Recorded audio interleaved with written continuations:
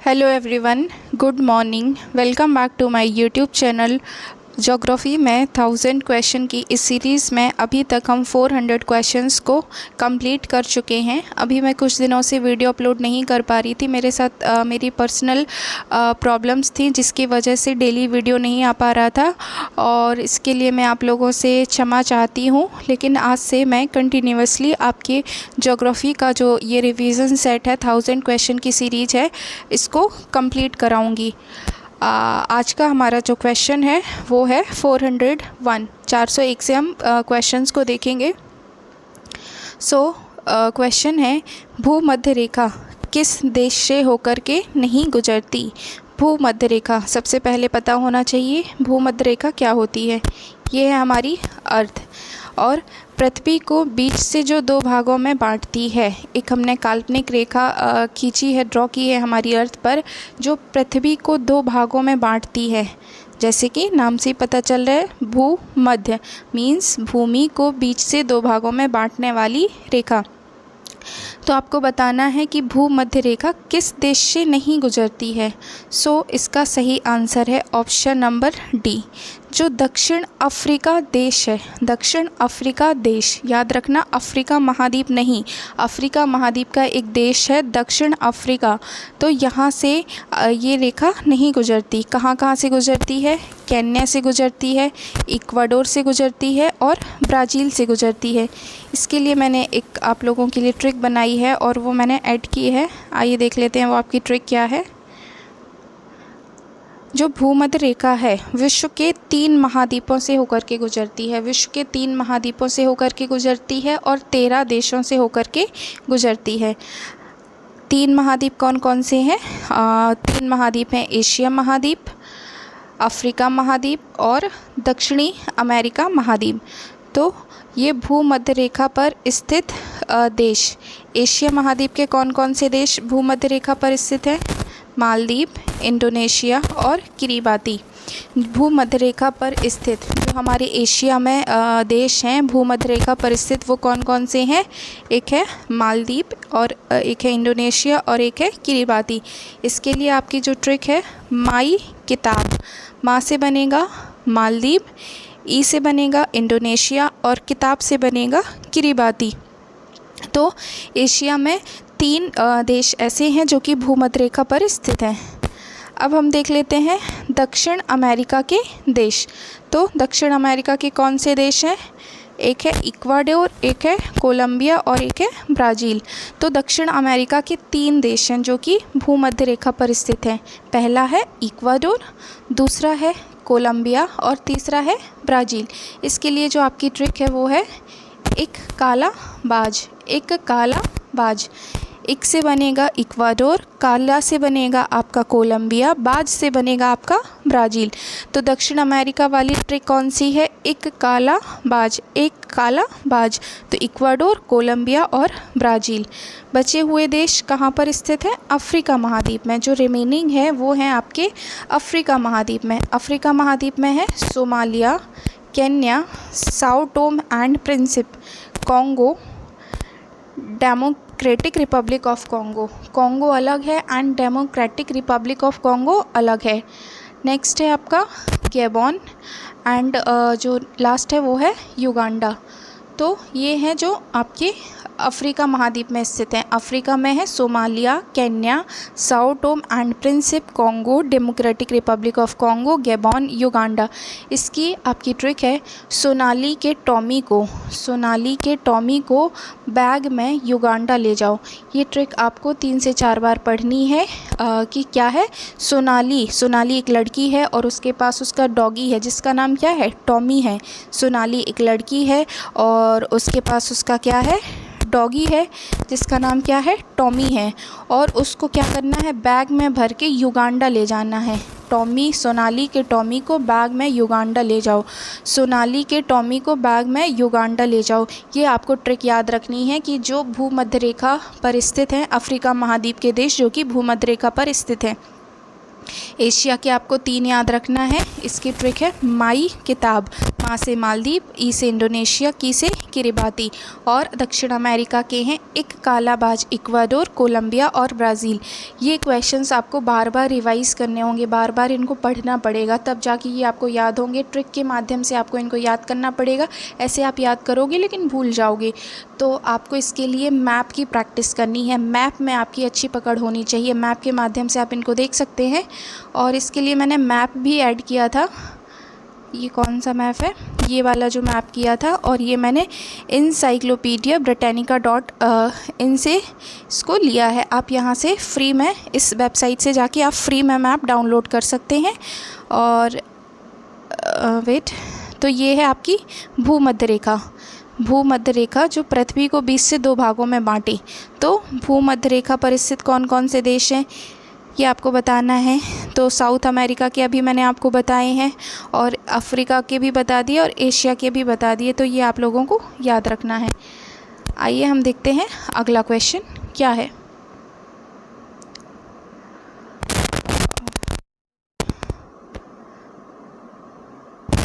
इससे रिलेटेड हम कुछ फैक्ट्स को देख लेते हैं। भूमध्य रेखा 13 देशों से होकर के गुजरती है। जो भूमध्य रेखा है, पृथ्वी को 2 भागों में बांटने वाली रेखा है, ये कितने देशों से होकर के गुजरती है? 13।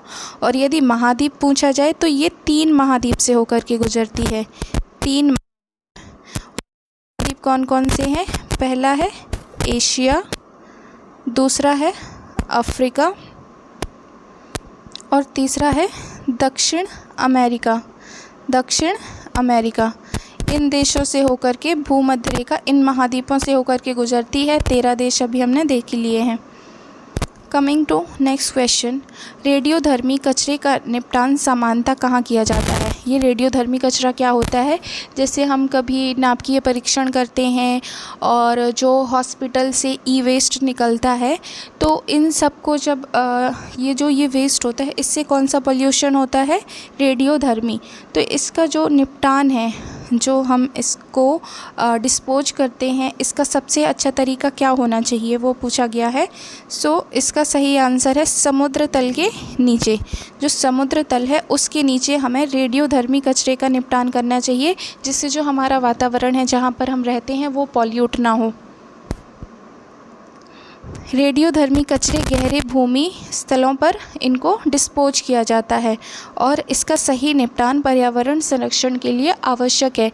जो रेडियोधर्मी पोल्यूशन है, रेडियोधर्मी प्रदूषण है, इससे बहुत गंभीर प्रकार की बीमारियां हो सकती हैं। इसीलिए हमें इसको सही तरीके से डिस्पोज करना चाहिए। और इसका जो बेस्ट तरीका है वो क्या है? समुद्र तल के इसको नीचे इसको डिस्पोज करना चाहिए। मेकोंग नदी किन देशों से होकर के बहती है? मेकोंग नदी ये किन देशों से होकर के बहती है, ये बताना है। सो राइट ऑप्शन है चीन और दक्षिण पूर्वी एशिया।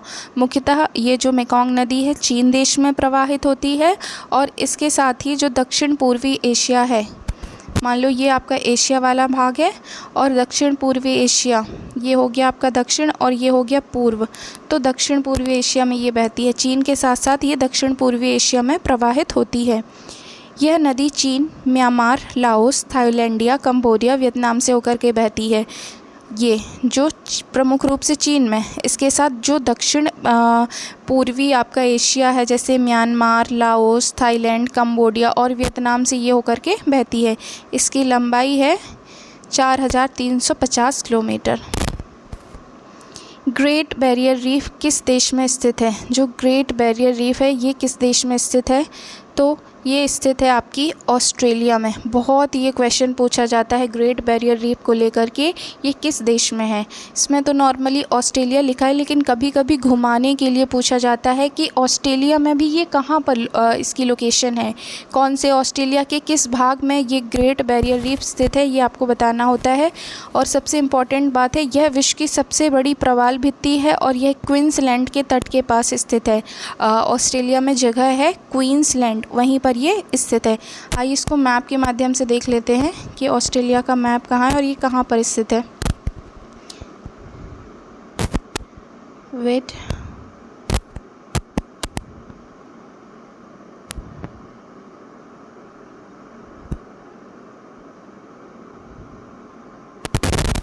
ये है ऑस्ट्रेलिया महाद्वीप। ऑस्ट्रेलिया एक ऐसा महाद्वीप है जो महाद्वीप होने के साथ साथ एक देश भी है।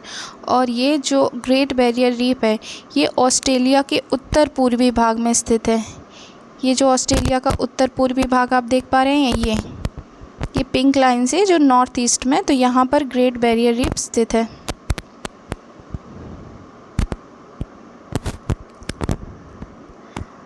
क्वेश्चन नंबर नेक्स्ट है, अलमाटी किस देश की राजधानी है? जो अलमाटी है ये किस देश की राजधानी है?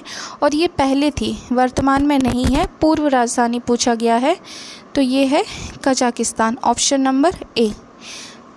अब कजाकिस्तान की राजधानी नूर सुल्तान है। पहले क्या थी? अलमाटी है, और वर्तमान में कजाकिस्तान की राजधानी है नूर सुल्तान। और ये कब से कब तक थी? 1997 तक ये राजधानी थी। विश्व की सबसे लंबी पर्वत श्रृंखला कौन सी है? पूरे विश्व में सबसे लंबी पर्वत श्रृंखला का नाम बताना है। तो ये है Andes, option number B. Andes ये विश्व की सबसे बड़ी पर्वतमाला है। और ये कौन से महाद्वीप में स्थित है? तो दक्षिण अमेरिका। ये स्थित है दक्षिण अमेरिका महाद्वीप में। दक्षिण अमेरिका महाद्वीप में ये स्थित है। एंडीज पर्वत दक्षिण अमेरिका में स्थित है और इसकी लंबाई लगभग 7000 किलोमीटर है। भारत की सबसे बड़ी मीठे पानी की झील बताना है। झील से भी कुछ क्वेश्चंस पूछे जाते हैं कि सबसे बड़ी खारे पानी की, सबसे बड़ी मीठे पानी की, तो इस प्रकार के क्वेश्चंस भी आपके एग्ज़ाम में देखने को मिल सकते हैं। सो इसका सही आंसर है ऑप्शन नंबर ए, वूलर झील। ये भारत की सबसे बड़ी मीठे पानी की झील है। वूलर कहाँ पर है? जम्मू कश्मीर में स्थित है और ये झील झेलम नदी से जुड़ी हुई है।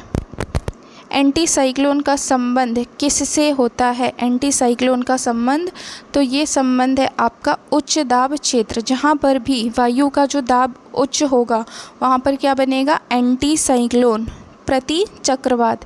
इसमें हवाएं केंद्र से बाहर की ओर बहती हैं।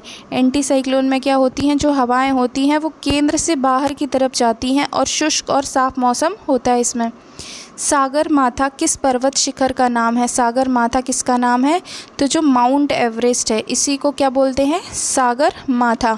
और कौन से देश में बोलते हैं? नेपाल में से सागर माथा, और तिब्बत में चोमोलुंगमा कहा जाता है। जो माउंट एवरेस्ट है इसका ही नाम क्या है? नेपाल में इसको बोलते हैं सागर माथा और तिब्बत में बोलते हैं चोमोलुंगमा।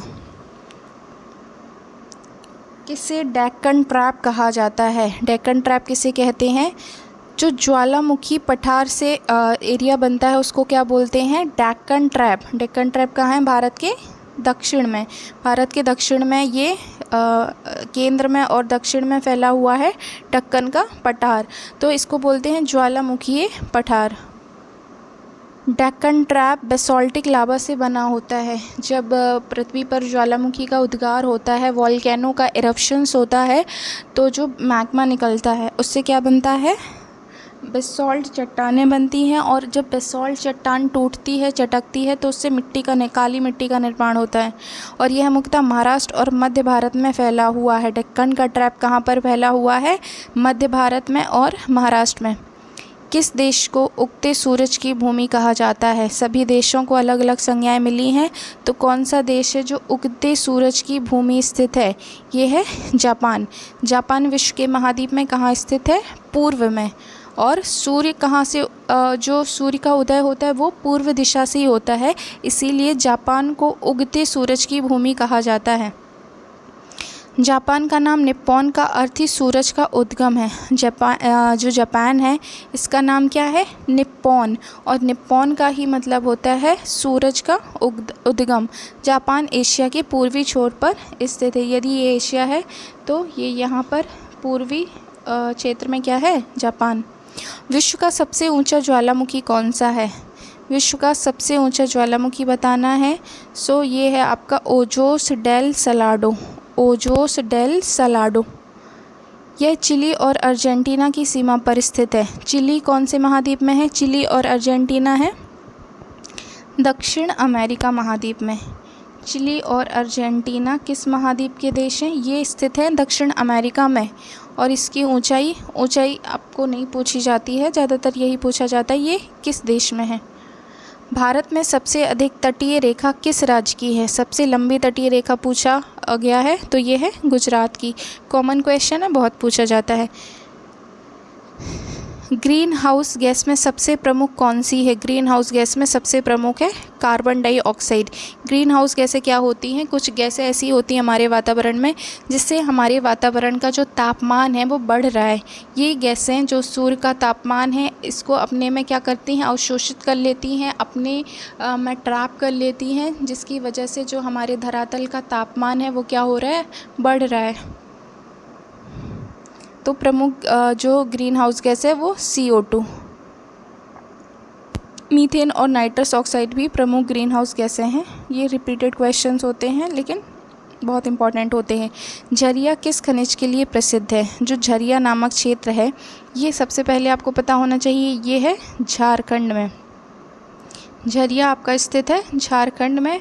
ट्रिक है आपकी झा से झरिया, झा से झारखंड, झा से झरिया, झा से झारखंड। और ये किस लिए प्रसिद्ध है? ये कोयला के लिए प्रसिद्ध है। झरिया झारखंड में स्थित है और ये भारत का सबसे बड़ा कोकिंग कोल क्षेत्र है। रूस की सबसे लंबी नदी कौन सी है? रूस में प्रवाहित होने वाली सबसे लंबी नदी का नाम आपको बताना है। रूस की सबसे लंबी नदी तो ये है वोल्गा।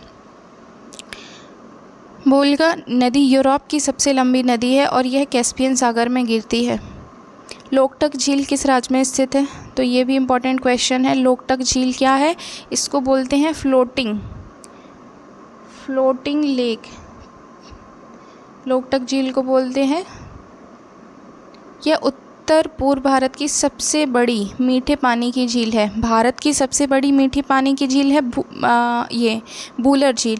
लेकिन यदि उत्तर पूर्वी भारत की पूछा जाए तो ये है आपकी लोकटक झील। इसमें तैरते द्वीप फुमदी पाए जाते हैं। ये बहुत इंपॉर्टेंट है। सागर द्वीप कहाँ स्थित है? सागर द्वीप कहाँ पर स्थित है? तो ये है आपके पश्चिम बंगाल में स्थित है। सागर द्वीप पश्चिम बंगाल में स्थित है और यह गंगा ब्रह्मपुत्र डेल्टा का हिस्सा है।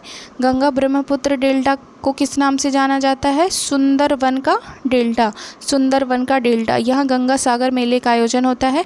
पश्चिम बंगाल में ये मेला लगता है। गंगा सागर मेला कहाँ पर आयोजित होता है? पश्चिम बंगाल में। अकबरपुर ताप विद्युत संयंत्र किस राज्य में है? अकबरपुर तो ये है उत्तर प्रदेश में। उत्तर प्रदेश में अकबरपुर है। यह अंबेडकर नगर में स्थित है। आ से अकबरपुर, आ से अंबेडकर जिला। तो अकबरपुर उत्तर प्रदेश के अंबेडकर ज़िले में है। और जो उत्तर प्रदेश है ये पूरे भारत का सबसे अधिक जनसंख्या वाला राज्य है। इसकी क्षमता 2100 मेगावाट है। विश्व ओजोन दिवस कब मनाया जाता है? विश्व ओजोन दिवस कब मनाते हैं? 16 सितंबर को। प्रतिवर्ष हम क्या मनाते हैं? 16 सितंबर को ओजोन दिवस मनाते हैं। और ओजोन परत क्या होती है? ओजोन परत हमारे वायुमंडल के समताप मंडल में स्थित है।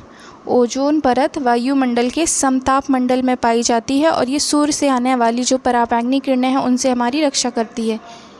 यह ओजोन परत संरक्षण के लिए जागरूकता बढ़ाने हेतु बनाया जाता है और 1987 में मॉन्ट्रियल प्रोटोकॉल पर इसमें हस्ताक्षर हुए थे।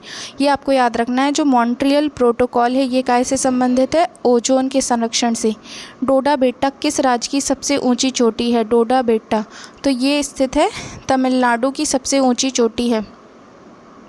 इंडोनेशिया की राजधानी क्या है? राजधानियों से रिलेटेड भी क्वेश्चंस पूछे जा रहे हैं। तो ये है जकार्ता। इंडोनेशिया की राजधानी है जकार्ता।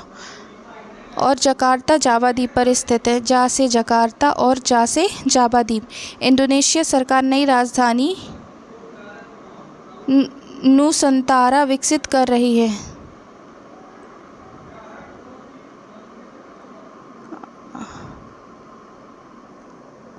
तो ये थे आज के हमारे मोस्ट इम्पॉर्टेंट क्वेश्चंस। अगले वीडियो में हम नेक्स्ट क्वेश्चंस को कवर करेंगे। और यदि आपको वीडियो पसंद आता है तो चैनल को सब्सक्राइब कर लीजिए ताकि आने वाले वीडियोस का नोटिफिकेशन आप तक पहुंच सके। और आप हमारी वीडियो को लाइक कर सकते हैं और अपने दोस्तों में शेयर कर सकते हैं। Thank you for watching.